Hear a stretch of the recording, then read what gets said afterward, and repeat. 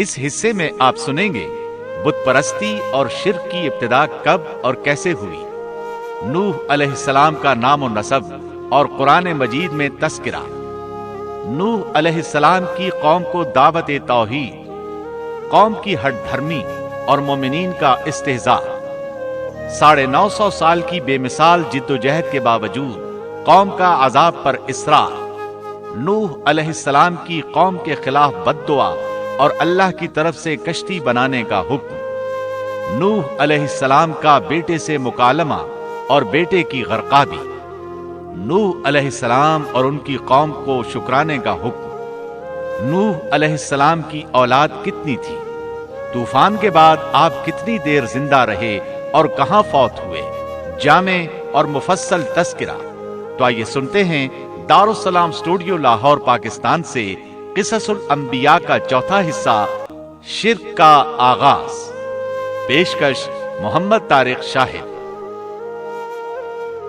آدم علیہ السلام کے بعد 1000 سال تک توحید پر قائم رہنے کے بعد ان لوگوں میں بت پرستی اس طرح شروع ہوئی کہ ان برے لوگوں میں بعض نیک لوگ بھی تھے۔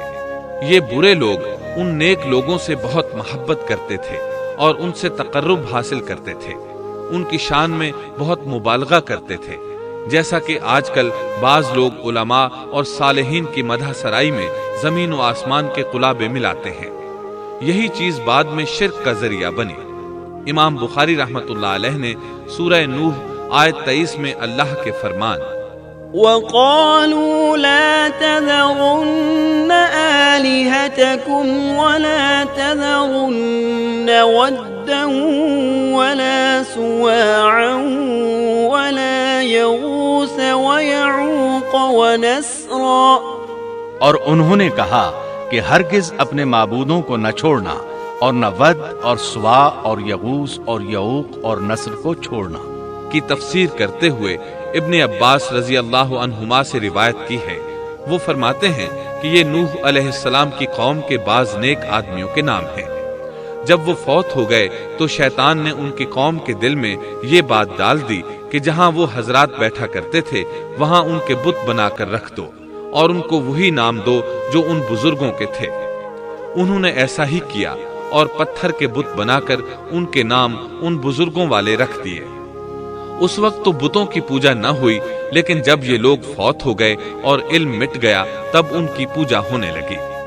ابن عباس رضی اللہ عنہما فرماتے ہیں نوح علیہ السلام کی قوم کے یہی بت بعد میں عرب میں پوجے گئے، اور اللہ تعالیٰ کے فرمان وَقَالُوا لَا تَذَرُنَّ آلِهَتَكُمْ وَلَا تَذَرُنَّ وَدًّا وَلَا سُوَاعًا وَلَا يَغُوثَ وَيَعُوقَ وَنَسْرًا کا یہی مطلب ہے، یعنی ان نیک بزرگوں کے بت بنا لیے گئے اور آہستہ آہستہ ان کی پوجا شروع کر دی گئی، اور سب لوگوں نے ایک اللہ کی عبادت سے انکار کر دیا۔ نوح علیہ السلام اکیلے اس دنیا میں موحد اور توحید پرست باقی رہ گئے۔ نوح علیہ السلام کا نسب کچھ یوں ہے: نوح بن لامک بن متو شلح بن ادریس۔ اس طرح ادریس علیہ السلام ان کے پردادا ہوئے۔ اس وقت لوگوں کی عمریں بہت طویل ہوتی تھیں، اس لیے ہم کہہ سکتے ہیں کہ ادریس علیہ السلام کئی 100 سال زندہ رہے اور نوح علیہ السلام 1000 سال سے بھی زیادہ عرصہ زندہ رہے۔ عمریں لمبی ہونے کی وجہ سے ادریس علیہ السلام اور نوح علیہ السلام کے درمیان کافی مدت بنتی ہے، اور اسی مدت کے دوران کفر و شرک نے زور پکڑا اور بتوں کی عبادت شروع ہو گئی۔ تب اللہ تعالیٰ نے نوح علیہ السلام کو زمین میں مبعوث فرمایا۔ ابن عباس رضی اللہ عنہما سے روایت ہے کہ نبی صلی اللہ علیہ وسلم نے فرمایا آدم علیہ السلام اور نوح علیہ السلام کے درمیان 10 قرن تھے۔ ایک قرن 100 سال کا ہوتا ہے۔ آدم علیہ السلام کے 1000 سال بعد تک لوگ توحید پر قائم رہے، پھر آہستہ آہستہ شیطان نے انہیں شرک کے راستے پر ڈال دیا۔ شرک عام ہو گیا، ایک اللہ کی عبادت بالکل ختم ہو کر رہ گئی۔ تب اللہ نے نوح علیہ السلام کو مبعوث فرمایا۔ انہوں نے اللہ کی طرف دعوت دی، انہوں نے بہت مشقت اٹھائی، جیسا کہ سورہ نوح میں اللہ فرماتے ہیں بسم اللہ الرحمن الرحیم الرحيم إنا أرسلنا نوحا إلى قومه أن أنذر قومك من قبل أن يأتيهم عذاب أليم قال يا قوم إني لكم نذير مبين أن اعبدوا الله واتقوه وأطيعون يغفر لكم من ذنوبكم ويؤخركم إلى أجل مسمى إن أجل الله إذا جاء لا يؤخر لو كنتم تعلمون۔ اللہ تعالیٰ بخشش اور رحم کرنے والے کے نام سے شروع کرتا ہوں۔ یقیناً ہم نے نوح کو ان کی قوم کی طرف بھیجا کہ اپنی قوم کو ڈراؤ اور خبردار کر دو اس سے پہلے کہ ان کے پاس دردناک عذاب آ جائے۔ نوح نے کہا، اے میری قوم، میں تمہیں صاف صاف ڈرانے والا ہوں کہ تم اللہ کی عبادت کرو اور اس سے ڈرا کرو اور میرا کہنا مانو، تو وہ تمہارے گناہ بخش دے گا اور تمہیں ایک وقت مقررہ تک چھوڑ دے گا۔ یقیناً اللہ کا وعدہ جب آ جاتا ہے تو موقوف نہیں ہوتا، کاش تمہیں سمجھ ہوتی۔ نوح علیہ السلام تبلیغ کے سلسلے میں سخت محنت کرتے، دن رات لوگوں کے گھروں اور ان کے اجتماعات میں جا جا کر انہیں دعوت دیتے۔ آپ انہیں اعلانیہ اور پوشیدہ طور پر دعوت دیتے، یہاں تک کہ دعوت دیتے دیتے انہیں 950 سال گزر گئے، لیکن سوائے چند لوگوں کے کوئی ایمان نہ لایا۔ تب انہوں نے اللہ سے دعا کی، اے میرے اللہ، میں نے اپنی قوم کو دن رات تیری طرف بلایا، لیکن میرے بلانے سے یہ اور زیادہ بھاگنے لگے۔ انہوں نے اپنے کانوں میں انگلیاں ٹھونس لی، اپنے اوپر کپڑے اوڑھ لیے اور کہنے لگے، ہم تیری شکل دیکھنا نہیں چاہتے۔ میرے اللہ، یہ لوگ تیری باتیں سننا پسند نہیں کرتے۔ میں نے پھر بھی ان سے کہا، اپنے مالک سے بخشش طلب کرو، وہ بڑا بخشنے والا ہے۔ اس وقت نوح علیہ السلام کی قوم میں ایک بادشاہ تھا، وہ بہت مغرور تھا۔ وہ قوم سے کہنے لگا، نوح کی باتوں پر کان نہ دھرنا اور نہ اس سے بحث کرنا، یہ جو کرتا ہے اسے کرنے دو، تم اپنے بتوں کی پوجا پر ڈٹے رہو۔ چنانچہ لوگوں نے نوح علیہ السلام کی باتوں کی طرف سے کان بند کر لیے، اپنے بادشاہ کی بات پر عمل کرنے لگے۔ تب نوح علیہ السلام نے اللہ سے فریاد کی، اے پروردگار، یہ میرا کہنا نہیں مانتے، ان لوگوں کی سنتے ہیں جن کی اولاد اور مال نے انہیں فائدہ تو نہ دیا، الٹا نقصان پہنچایا، اور انہوں نے میرے ساتھ بڑا داؤ کیا، یعنی دوسروں کو میرے درپے کر دیا، خود بھی مجھے ستانے میں کوئی کسر نہ چھوڑی، اور آپس میں ایک دوسرے سے کہنے لگے، اپنے دیوتاؤں کو نہ چھوڑنا، نہ ود اور نہ سوا اور نہ یغوث اور نہ یعوق اور نہ نصر کو چھوڑنا۔ ان لوگوں نے بہت سے لوگوں کو گمراہ کر ڈالا، اور پروردگار تو ایسا کر کہ یہ ظالم اور زیادہ گمراہ۔ اس طرح نوح علیہ السلام نے 950 سال دن رات لوگوں کو اللہ کی طرف بلایا، لیکن اتنے طویل عرصہ میں صرف 80 کے قریب لوگ مسلمان ہوئے، اور ان ایمانداروں کی اکثریت فقراء، مساکین، ناتواں اور غلام قسم کے لوگوں پر مشتمل تھی، جن کی معاشرے میں کوئی حیثیت نہیں ہوتی۔ مشکل سے 10 ایماندار ایسے ہوں گے جو شرف و جاہ کے مالک ہوں گے۔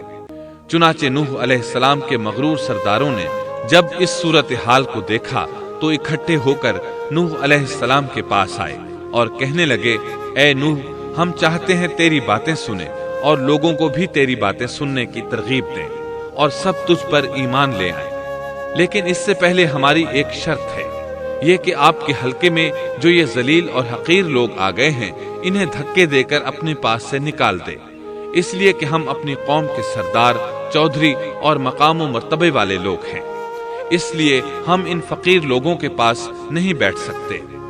اگر آپ انہیں نکال دیتے ہیں تو ہم ایمان لے آئیں گے۔ اللہ تعالیٰ نے نوح علیہ السلام کی قوم کے ان سرداروں کی تردید سورہ ہود آیات 27 تا 31 میں کی ہے۔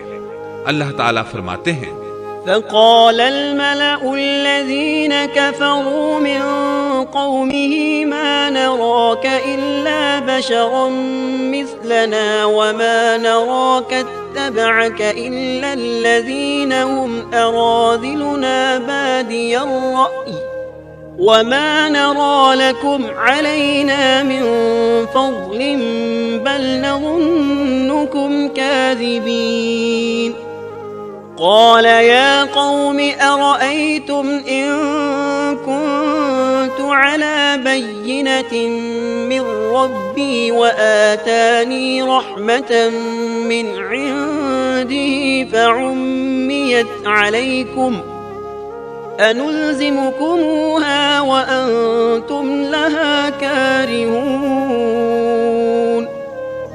کافر سردار نوح سے کہنے لگے ہم تو یہی دیکھتے ہیں کہ تو ہماری طرح ایک آدمی ہے اور یہ بھی دیکھتے ہیں کہ صرف ان لوگوں نے تیری پیروی کی ہے جو ہم میں رذیل ہیں، وہ بھی اوپر کی عقل سے، اور ہم تو تمہیں کسی بات میں اپنے سے زیادہ نہیں پاتے بلکہ تمہیں جھوٹا خیال کرتے ہیں۔ نوح نے کہا اے سردارو بتلاؤ تو صحیح، اگر میں اپنے رب کی طرف سے جو دلیل آئی ہے اس پر قائم ہوا اور اس نے اپنی مہربانی سے مجھے سرفراز کیا اور تم سے وہ چھپی رہی تو کیا زبردستی میں اسے تمہارے سر منڈ دوں گا حالانکہ تم اس سے بیزار ہو۔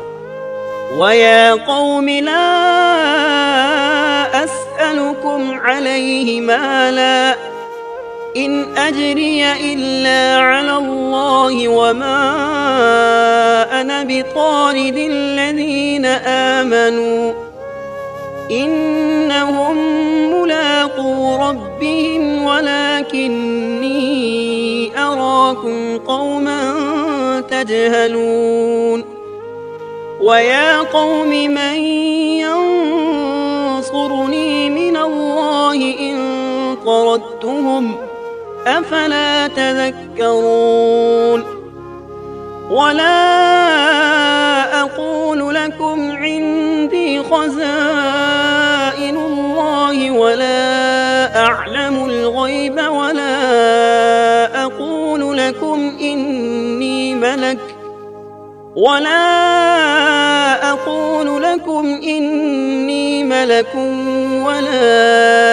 أَقُولُ لِلَّذِينَ تَزْدَرِي أَعْيُنُكُمْ لَن يُؤْتِيَهُمُ اللَّهُ خَيْرًا اللَّهُ أَعْلَمُ بِمَا فِي أَنفُسِهِمْ إِنِّي إِذًا لَّمِنَ الظَّالِمِينَ۔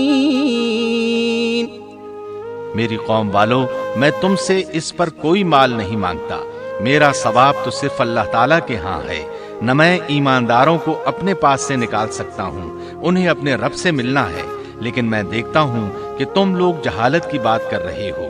میری قوم کے لوگوں اگر میں ان مومنوں کو اپنے پاس سے نکال دوں تو اللہ کے مقابلے میں میری مدد کون کر سکتا ہے؟ کیا تم کچھ بھی غور و فکر نہیں کرتے؟ میں تم سے یہ نہیں کہتا کہ میرے پاس اللہ کے خزانے ہیں اور میں غیب کا علم بھی نہیں رکھتا، نہ میں یہ کہتا ہوں کہ میں کوئی فرشتہ ہوں، نہ میرا یہ قول ہے کہ جن پر تمہاری نگاہیں ذلت سے پڑ رہی ہیں اللہ تعالیٰ انہیں کوئی نعمت دے گا ہی نہیں، ان کے دل میں جو ہے اللہ اسے بخوبی جانتا ہے، اگر میں ایسی بات کہوں تو یقیناً میرا شمار ظالموں میں سے ہوگا۔ اس پر نوح علیہ السلام کی قوم اور اکڑ گئی اور وہ کہنے لگے اے نوح بس بہت ہو گیا، تو نے ہمیں بہت ڈرا دھمکا دیا، اب اگر تو سچا ہے تو جس چیز کا وعدہ تو ہم سے کرتا تھا اس کو لے آ۔ نوح علیہ السلام نے ان کی بات سن کر کہا عذاب لانا تو اللہ کا کام ہے، اللہ کو کوئی عاجز نہیں کر سکتا، اور جب اس کا عذاب آ جائے گا تو کوئی بھاگ نہیں سکے گا۔ اس کے بعد نوح علیہ السلام کی قوم کا ان سے آمنا سامنا ہوا تو انہوں نے ان سے کہا اے میری قوم اگر تم پر یہ گراں گزرتا ہے کہ میں تم میں رہتا ہوں اور تمہیں اللہ کی باتیں سنا رہا ہوں، تم اس سے چڑھتے ہو اور مجھے نقصان پہنچانے کے درپے رہتے ہو، تو سنو میں صاف کہتا ہوں مجھے تمہارا کوئی خوف نہیں، تمہاری کوئی پرواہ نہیں، تم سے جو ہو سکے کر گزرو، میرا جو بگاڑ سکتے ہو بگاڑ لو، تم اپنے شریکوں اور جھوٹے معبودوں کو بھی بلا لو۔ और मिलजुल कर मशवरे करके बात खोलकर पूरी कुव्वत के साथ मुझ पर हमला करो। तुम्हें कसम है, तुम मेरा जो बिगाड़ सकते हो बिगाड़ लो, इसमें कोई कसर उठा न रखो। मुझे बिल्कुल मोहलत न दो, अचानक मुझे घेर लो। मैं बिल्कुल बेखौफ हूँ, इसलिए कि तुम्हारे रास्ते को मैं बातिल जानता हूँ। मैं हक पर हूँ, हक का साथी अल्लाह होता है। मेरा भरोसा उसी अजीम जात पर है, मुझे उसकी कुदरत की बड़ाई मालूम है। नूह अलैहिस्सलाम ने वाज़ेह अल्फाज में अपनी कौम को चैलेंज दिया, लेकिन किसी में ताकत न हुई कि वो नूह अलैहिस्सलाम का मुकाबला कर सके। चुनाचे कहने लगे, इसे छोड़ दो, ये मजनून और बेवकूफ है, नऊज़ु बिल्लाह। बहरहाल मामला इसी तर्ज पर चलता रहा, यहाँ तक कि साल हर साल गुजर गए, लेकिन कोई मुसलमान न हुआ। फिर पहाड़ पर रहने वाले लोग रोज बरोज बुराई में तरक्की करते चले गए, और जो लोग शुरू में ईमान लाए थे उनके अलावा और कोई शख्स ईमान न लाया। नूह अलैहिस्सलाम उन्हें मुसलसल दावत देते रहे, मगर बेअसर। यहाँ तक कि अल्लाह ताला ने नूह अलैहिस्सलाम की तरफ वही की कि अब कोई शख्स ईमान नहीं लाएगा। अल्लाह ताला सूरह हूद में फरमाते हैं, वऊहिय इला नूहिन अन्नहु लन युमिन मिन कौमिक इल्ला मन क़द आमन फला तब्तइस बिमा कानू यफ़अलून। नूह की तरफ वही की गई कि आपकी कौम में से जो ईमान ला चुके हैं उनके सिवा और कोई अब ईमान नहीं लाएगा, बस आप उनके कामों पर गमगीन न हो। मतलब ये था कि आप गम न करें, अल्लाह का हुक्म अब पूरा होने वाला है। गौर फरमाएं, नूह अलैहिस्सलाम के जज्बे को देखिए। मुसलसल 950 साल तक दावत देते रहे, लोग उन्हें झुठलाते रहे, लेकिन फिर भी उनसे नाउमीद न हुए। अब जबकि अल्लाह की तरफ से वही आ गई कि उनमें से और कोई ईमान नहीं लाएगा और किसी में ताकत नहीं कि उन्हें हिदायत अता फरमाए, तो नूह अलैहिस्सलाम नाउमीद हो गए और उन्होंने अपनी कौम पर बद्दुआ की। इसका जिक्र अल्लाह ताला ने सूरह नूह आयात 26 ता 28 में किया है। वक़ाल नूह रब्बि ला तज़र अलल अर्ज़ि मिनल काफ़िरीन दय्यारा इन्नक इन तज़रहुम युज़िल्लू इबादक वला यलिदू इल्ला फाजिरन कफ़्फ़ारा। रब्बि इग़फ़िर ली वलिवालिदैय वलिमन दख़ल बैतिय मुअ्मिनन वलिलमुअ्मिनीन वल्मुअ्मिनात वला तज़िदिज़्ज़ालिमीन इल्ला तबारा। नूह ने कहा, ऐ मेरे परवरदिगार, तू रूए जमीन पर किसी काफिर को रहने सहने वाला न छोड़। अगर तू इन्हें छोड़ेगा तो ये यकीनन तेरे और बंदों को भी गुमराह कर देंगे, और इनके यहाँ जो औलाद होगी वो भी बदकार नाशुक्रे होंगे। ऐ मेरे परवरदिगार, तू मुझे और मेरे माँ बाप को और जो भी ईमानदार होकर मेरे घर आए और तमाम मोमिन मर्दों और औरतों को बख्श दे, और काफिरों को सिवाय हलाकत के और कुछ न दे। अल्लाह ताला फरमाते हैं कि जब नूह अलैहिस्सलाम ने हमें मदद के लिए पुकारा तो फिर हमने उसकी मदद की और उसे एक बड़ी कश्ती बनाने की वही की। लेकिन नूह अलैहिस्सलाम नहीं जानते थे कि वो इतनी बड़ी कश्ती कैसे बनाए, और न ही वो बढ़ई थे कि इस काम से वाकिफ होते। इसलिए अल्लाह ताला ने उनकी तरफ ये वही की कि हमारी आंखों के सामने और हमारी वही के मुताबिक एक कश्ती तैयार करो। अल्लाह ने वही के जरिए उनकी रहनुमाई की कि वो इस तरह करें, और मजीद तालीम के लिए जिब्राईल अलैहिस्सलाम को भेज दिया। वो उन्हें बतलाते गए कि इस तरह कश्ती तैयार करो। नूह अलैहिस्सलाम एक पहाड़ पर रहते थे, उनके इर्द गिर्द दरख्त नहीं थे, न पानी था। चुनाचे उन्होंने बहुत से दरख्त उगाए, फिर उनको काटा और पहाड़ पर बैठकर कश्ती तैयार करते रहे। आप बड़े बड़े तख्ते बनाते और लोहा लाते और उनसे कील तैयार करते, फिर उन कीलों को तख्तों में ठोकते, आपस में उन तख्तों को मिलाते, यहाँ तक कि एक बहुत बड़ी मजबूत और देव हैकल कश्ती तैयार हो गई। एक रिवायत के मुताबिक नूह अलैहिस्सलाम ने उसको 100 साल में तैयार किया। ये थी वो कश्ती जिसे नूह अलैहिस्सलाम ने अल्लाह की हिदायत के मुताबिक तैयार किया था।